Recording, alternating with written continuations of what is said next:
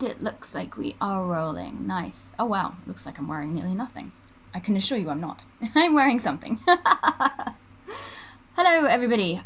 So apart from a little update that I did about my show up north recently, which was in Lancaster, I did a show at Lancaster Castle about the Pendle Witch, which actually took place partially. The events of it took place in Lancaster Castle itself. That was what my video before was anyway. I haven't posted on anything LOA in quite a while now. And it has essentially been because it's been difficult to deal with. I thought that my LOA was really, really strong. And it turned out that it was not as strong, definitely, as it should have been, for saying that I'd been, really going gung-ho for it and really pushing it. And I want to tell you sort of a little bit about what I've been through recently, because I think it's relevant to people who both have those problems where say, well, my LOA kind of slips sometimes. It's okay, it happens. But also how keeping going as much as you can just help generally. So a little bit over a year ago now, I randomly was on YouTube, and through it, I watched one or two crazy videos that came up in my feed. And I had no idea beforehand, but from it, with a big bang almost, I realized that I have ADHD. And obviously that is a lifelong condition. I've had it my whole life, and I had no idea, not a first clue. So I started the process of getting myself diagnosed with that. Got diagnosed at the beginning of this year. Around the same time, I found out I have something called PMDD.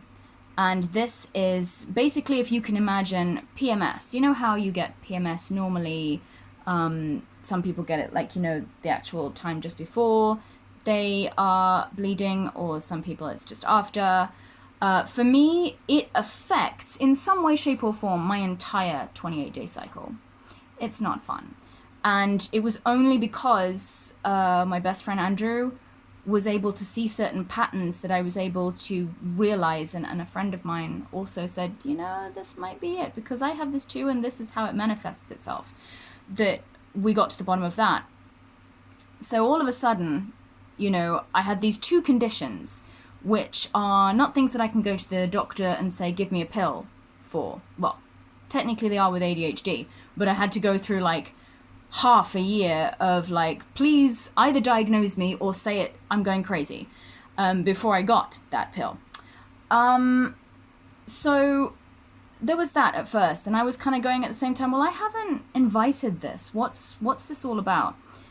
Then more recently, some other really crappy stuff happened. We were going to go ahead with this shoot that I have been waiting to do for ages. And we got let down quite badly at the last minute through no fault of our own. I was bereaved a month ago. My grandmother, who was a great proponent of mine when I came back from Pakistan as a kid, and she really looked after me when I was younger. And then I was reminded in one of the worst possible ways about this really horrendous and quite traumatic circumstance that was in my life when I was younger. So all these things have been happening, and I was trying at all times going, I'm going to get through this. These are these little things, and I would sort of let them wash over me, but then they would almost like take root within me. And really very recently, because all of this stuff I've really been dealing with over the past 6 months, something like that, it felt like I was never going to get back on track with my LOA, because they were all, really quite in my face every morning. Sometimes I would literally wake up and have like a couple of minutes or even a few seconds of everything's okay and life is good. And then these things would just sort of like almost attack my conscience and my consciousness rather. And so I then had to get up out of bed and figure out how to get on with my day.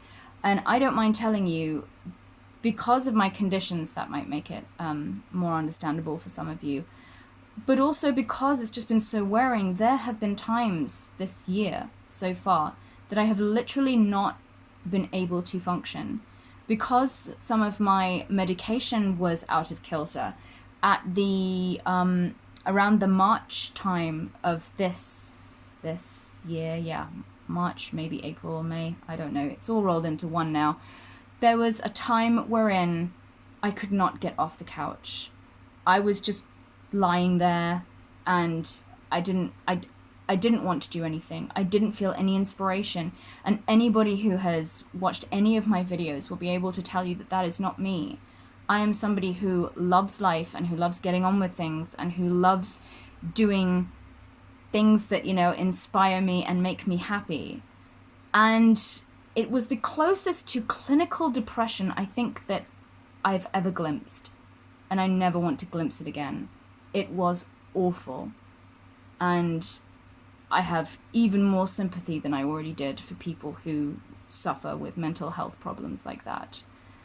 So all of this stuff just attacked me, essentially. And for a while I thought, I didn't invite this. This is not what I asked for, none of this. Why is this happening? And then I realized, bizarrely, that in fact, without meaning to, I had invited it. That sounds weird because, of course, I was, as you know, I was on top of my LOA, I was sharing with people, I was really excited about the next thing. I'm still excited, and even though the stuff has happened, I'm still up there now. But the reason that all of this happened, and that it happened so quickly, in such a short space of time, was, I realized, because I had gotten into a position whereby I could heal. And I didn't think I needed to heal beforehand. I thought that I was tottering along, and I would even say I remember even saying to myself, there's stuff that, people don't ever heal from, and I was getting on with life and I was happy. And I think LOA was almost like putting on a bandage in some ways, so that I wouldn't have to look and see this gaping wound in my soul that was causing me a lot of problems. But now, in fact, LOA has almost become parts of the operation to get that wound removed. But, there'll always be a bit of a scar there, so to speak. But that has been what has been the most precious thing. And I'm very grateful that I went through all that, because all of this is stuff that I have needed to heal from. The very traumatic circumstances of my youth, for example, which I can totally do another post on another time if you want specifics. It's not pretty. That has needed something to happen with it for a long time. And now I'm finally ready and able to do something about it as well. Had I not been looking at the law of attraction and thinking, the universe gives you nothing that you are not ready for. You ask and believe, and the universe delivers. And I needed to heal. I need to go through this time of healing before I get what is coming next. And while, at times, for a long while, in fact, I practically completely forgot about LOA, and I was looking at, I'm never going to get through this. This is appalling. How am I supposed to recover from this? And it is only now that I'm able to go, no, wait, this is why it's happening. It's because it's time. It's because I can't get to that next stage before I heal. Because in order to be in that headspace and to know within myself, to not suffer any imposter syndrome, to know that I am there and I'm going to stay there because that is what is deserved, I need to go through this healing first. There are issues that need to be looked at and that I need to say, okay, we're going to work on this. so that we can draw a line under it, or at least cope much better now than we ever have. I don't know why I'm saying we, the royal we. It's just me. But it took me a while to understand that that was what was really going on. It took me a while to accept, I think, as well, what was going on. I was pretty much a wreck for a little while. And you know, as you do, I presented as best I could, but those who were around me could see that there were issues and that there were problems. And they could not help me, but that was okay. Because they were here to be supportive, and in these kind of predicaments, you can't have somebody ride in on a magic carpet with a cape about them or whatever and, you know, get them to solve your problems, which is what I wanted somebody to do when I was younger as well. I was kind of looking for, I was looking for another half who would be able to solve all my problems. That's not how it works. That's not how love works. You've got to do it yourself. And it's scary, but because I was developing and progressing, finally all this stuff was able to happen, and I was able to eventually go with the flow because it was time for me to heal. I'm still a little raw. It's still difficult sometimes. It's going to be for a little while. But the fact is that for the moments of difficulty, I know now, like I didn't before, just how much the universe, if you want to see it as the higher power, God, however you want to see it, I realize that it does have my back. This is part of a plan that even I could not have foreseen. And I could have gone around broken for so much of my life without this time in my life taking place. And nobody deserves to remain broken, especially for things that are not their fault. And anything that does come into your life is there to teach you something, is there to make you stronger, is there to forge the person that you are meant to be. And sometimes I don't believe in fate, but I do believe in the universe. More now than ever I did. It's insane, and it's good. It's been painful at times, but it's needed to be. Because I feel stronger than ever. It's like when you see, you know, the ninjas or anything in the soldiery or action type of things, when they go through their montage of all the hell that they have to go through in order to be worthy to, you know, save the village, save the princess or the prince, to, you know, kick the ass of the big bad evil. You have to go through those times of discomfort. And I know that some of the other guys who, you know, want to sell you the LOA stuff and things, they will tell you, no, you know, it's just all going to feel comfortable. It's not.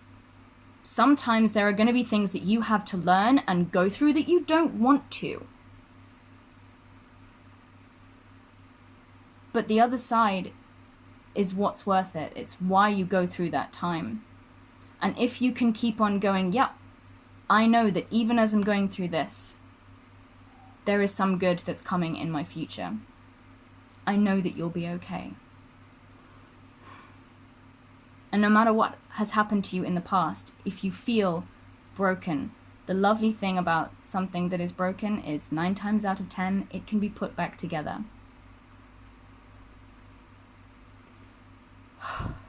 That was much more emotional than I thought it was going to be. Totally didn't realize I was going to nearly cry. But it's good to smile, and it's good to share with you. And I'm sorry, you know, I've had some people who've been really lovely. Thank you so much, by the way, who've got in touch and say, where are you? When are you going to post again? And I've been really touched by that. I honestly hope that you get something out of my channel. As you know, I'm never trying to sell you something. I am telling you my personal truth and what I have discovered, and this is it. Wow, this is a long one. 1/4 hour. I am so sorry.